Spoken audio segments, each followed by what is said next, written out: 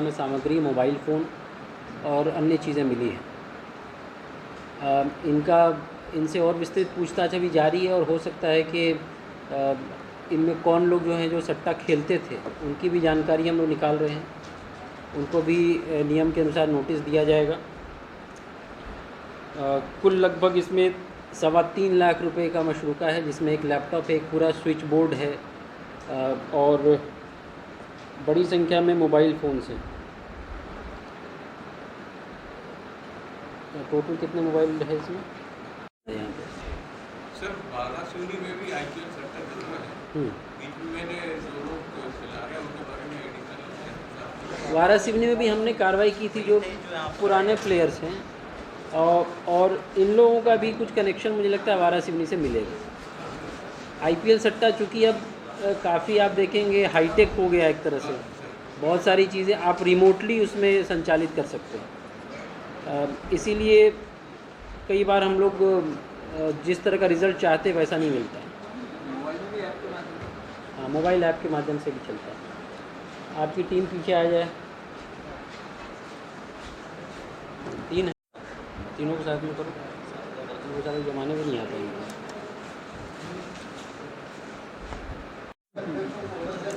Photo से करो। हाँ सर, ऐप के माध्यम से तो मेरा फ़ोन नंबर सबके पास है, या तो आप लोग खुद खेल रहे हो तो नहीं बता रहे हैं, यही कारण हो सकता है। हम लोग तो चाह रहे हैं कि कार्रवाई करें। आपको अगर पता है कि ये व्यक्ति ऐप के माध्यम से खिला रहे तो बताओ हम लोग को, जानकारी पुलिस के पास पहुँचेगी तो हम लोग कार्रवाई कर रहे हैं। इसमें तो हम लोग खोज के इनको लाए गोंदिया से।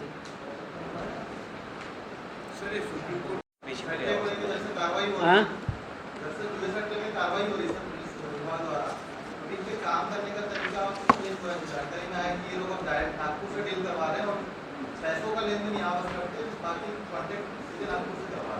देखिए, मेरा ये कहना है कि आप अगर हमें नाम देंगे तो मैं पूरी चेन निकाल लूँगा, ठीक है। आप नाम दीजिए हमें, तो फिर बाकी का चेन निकालना आप पुलिस का काम है। कुछ पे बचे हुए हैं, फिर से भेज दो, फिर से देखते हैं कौन कौन बच गए। हाँ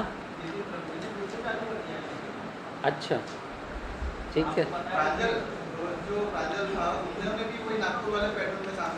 इंटरेस्टिंग है, इंटरेस्टिंग। इसके लपेटे में तो फिर कुछ फेमस लोग भी आ जाएंगे फिर, क्यों? हाँ, इस लपेटे में कुछ फेमस लोग भी आ जाएंगे। मेरा नंबर आपके पास है, आप मैसेज कीजिए मुझे, एसएमएस कीजिए, नहीं होगी जैसे सार्वजनिक, ठीक है। इसके अलावा सट्टा के अलावा सट्टा वाला जो 2-3 बिंदु आपने बताया वो तो मैं दिखवा लेता हूँ। कुछ पुराने प्लेयर्स जो हैं उनको वापस से देखना पड़ेगा। भी करना चाह रहा था कि आप लोगों का कोई जनरल बिंदु यदि हो, या पुलिसिंग को और कैसे बेटर बनाना है, या कोई ऐसी कमी आपको लग रही है, आप लोगों के सुझाव यदि हों।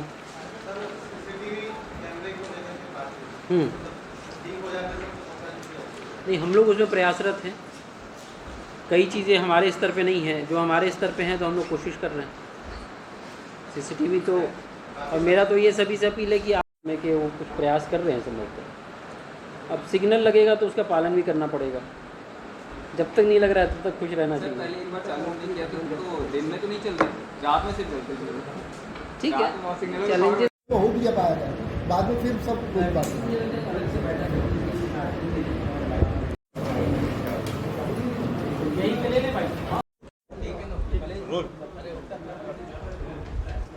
सर, बालाघाट पुलिस को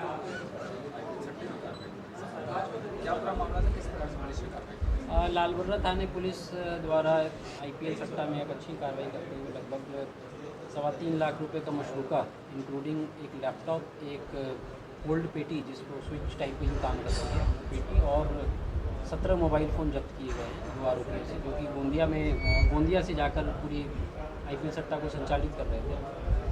इस संबंध में लालबर्रा में लगभग 15 दिनों पहले जो कार्रवाई की गई थी उसी के फॉलोअप में ये कार्रवाई है। हम लोग इन आरोपियों के से और भी जानकारी प्राप्त कर रहे हैं कि और कौन खिलाते थे और कौन खेलने वाले हैं, और सभी पर लीगल प्रोविजंस के अनुसार हम लोग कार्रवाई सर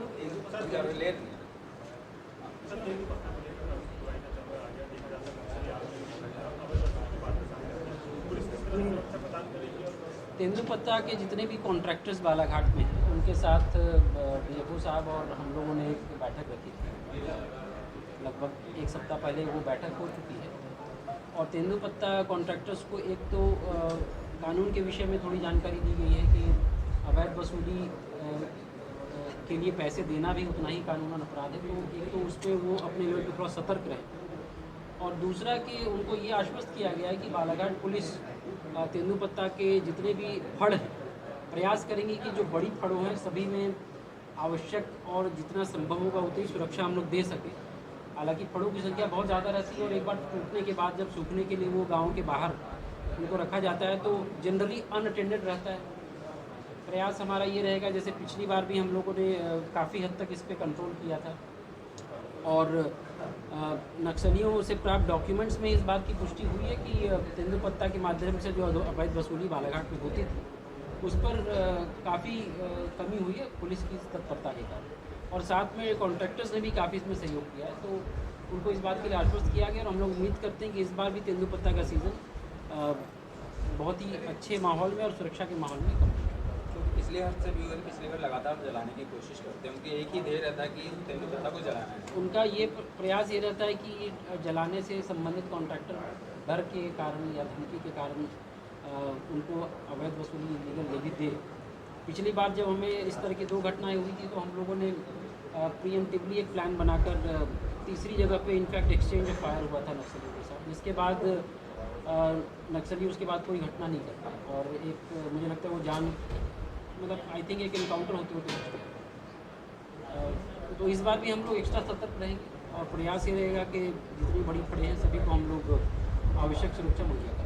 रोड कंस्ट्रक्शन में भी ऐसी चीज़ सामने आ रही है, उसकी मीटिंग आपने की है, उस मामले में क्या कह रहे हैं, क्या खास रही? हमारा ये प्रयास ये है कि ऐसे सभी रोड्स जहाँ पर यदि कॉन्ट्रैक्टर को लगता है कि उसको कोई धमका रहा है या फिर कोई परेशान कर रहा है वहाँ पर कंटिन्यूअस पुलिस सुरक्षा हम लोग देंगे रोड के बनने तक। डेफिनेटली प्रयास ये रहेगा और अपेक्षा ये रहेगी कॉन्ट्रैक्टर की कि एक समय सीमा में रोड का काम पूरा करें और उन सभी को उस मीटिंग में आश्वस्त किया गया है कि जो रोड्स बन रहे हैं उसमें यदि किसी भी प्रकार की धमकी या ऐसा कुछ मिलता है कोई उनसे अवैध वसूली लेने की कोशिश करता है तो उसको बहुत गंभीरता से लेते हुए हम लोग उनको सुरक्षा प्रदान करें। सर ऐसी सूचना नहीं आती। कुछ कॉन्ट्रैक्टर्स इस बात का गलत फ़ायदा उठाने की कोशिश करते हैं कि भी नक्सल प्रभावित क्षेत्र है तो आपकी अपनी कमी को छुपाने के लिए नक्सल का एक तरह से आप समझे कि सहारा लेते हैं कि जो काम उनको 1 साल में करना है वो 4-4 साल में लोग कंप्लीट नहीं कर पा रहे हैं और ये कहना कि नक्सल प्रभावित क्षेत्र है। हम लोगों ने तो हमेशा सुरक्षा के लिए, लेकिन हमारा प्रयास ये है कि जल्द से जल्द सभी सड़कों में काम शुरू।